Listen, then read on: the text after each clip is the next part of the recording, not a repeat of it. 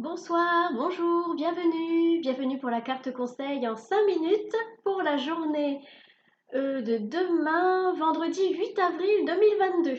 J'espère que vous allez bien, j'espère que les cartes conseils vous aident à faire le tri, à faire le point et que vous êtes dans votre chemin spirituel.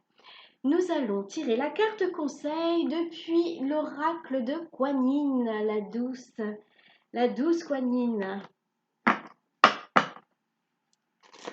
Alors, donc pour la journée de vendredi 8 avril 2022. C'est parti.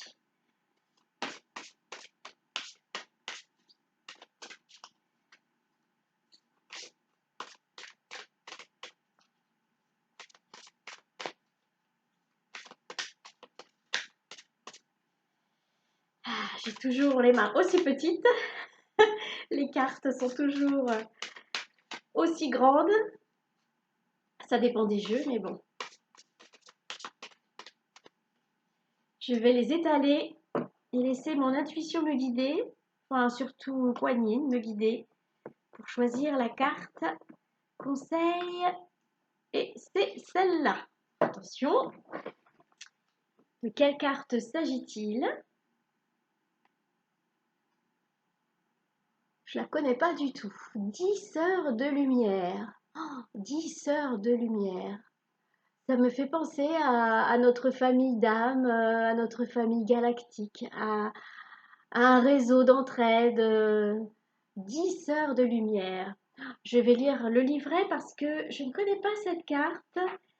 Et à part ce que je viens de vous dire, alors, vous êtes une âme avancée qui a vécu de nombreuses incarnations, irradiant votre lumière par le biais de nombreux visages.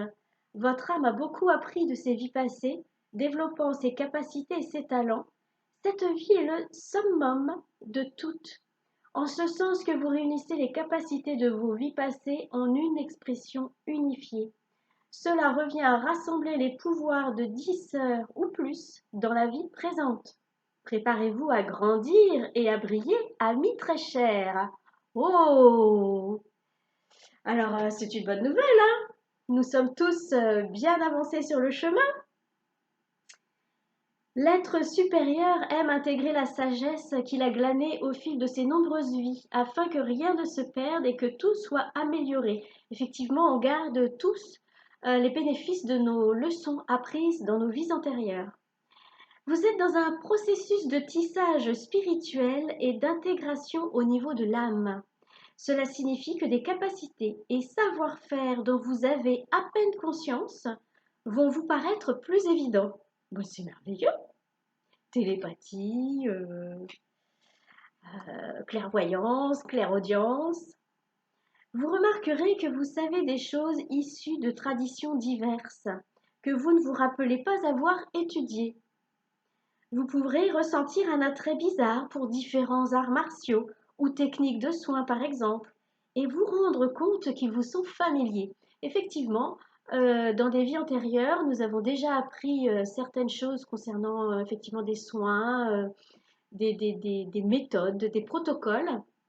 Et quand on les apprend de nouveau dans cette vie, on les réactive finalement. On réactive ce qu'on a appris. Soyez patient et ouvert, ayez confiance en votre trajet.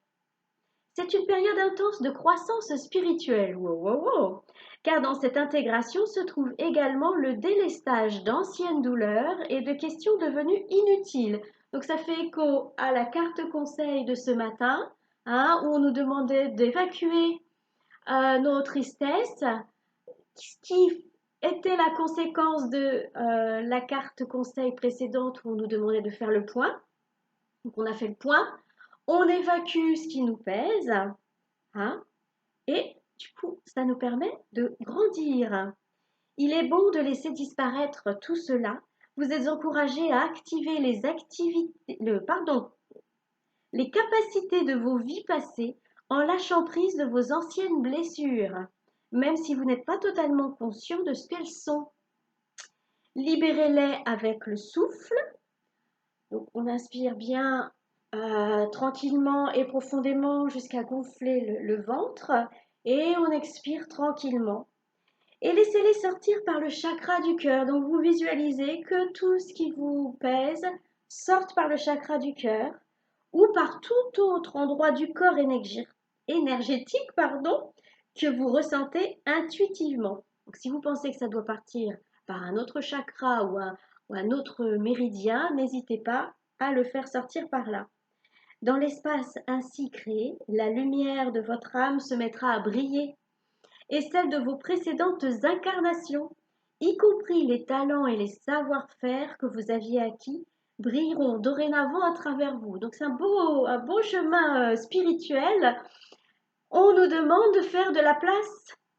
On nous demande d'évacuer tout ce qui dans cette vie nous a plombés, nous a freinés, nous a bloqués, afin de faire de la place à tout ce qui est vraiment utile, lumineux. Cet oracle signifie également qu'un schéma ou un contrat d'une vie passée opère fortement dans votre vie présente. J'aime pas trop dire contrat de vie ou contrat d'âme parce que je trouve cela trop bloquant. Voilà.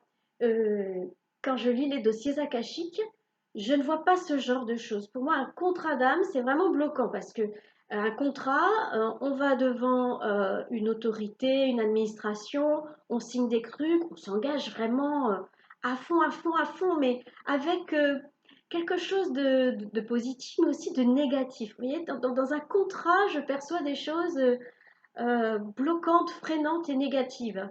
Alors qu'un accord, pour moi, c'est beaucoup plus souple, dans le sens où un accord, pour moi, ça vibre plus en moi. Hein. Donc c'est pour ça que je ne dis pas contrat d'une vie passée, mais plutôt un accord qu'on aurait pu prendre un jour ou l'autre. Et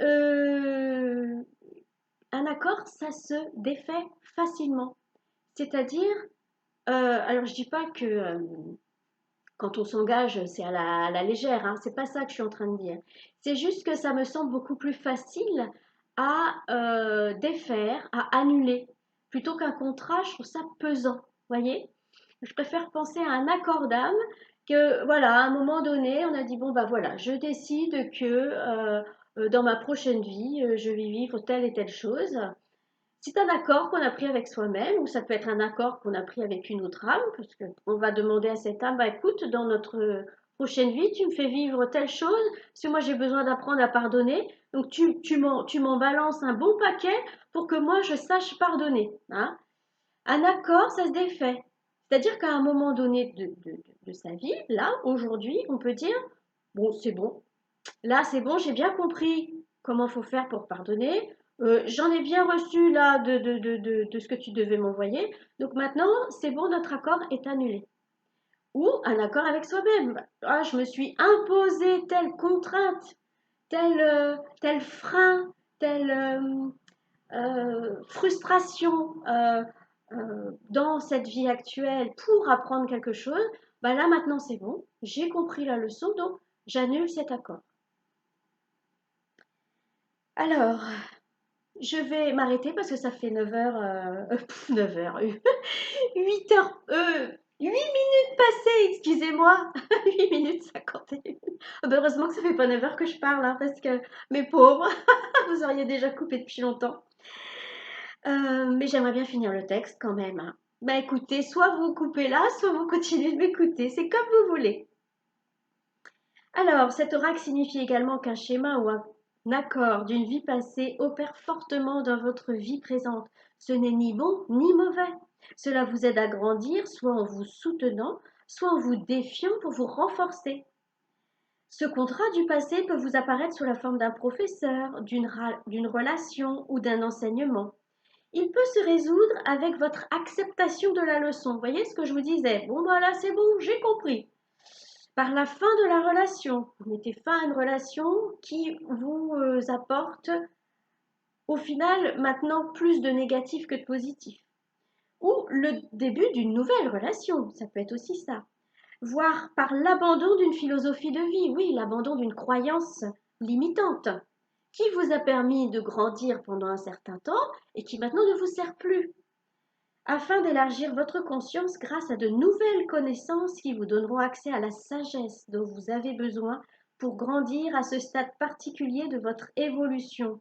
Ah, on nous demandait il n'y a pas si longtemps de nous dépouiller, mais vraiment de nous vider de nos croyances limitantes pour aller vers quelque chose de plus grand, de plus lumineux, de plus constructif.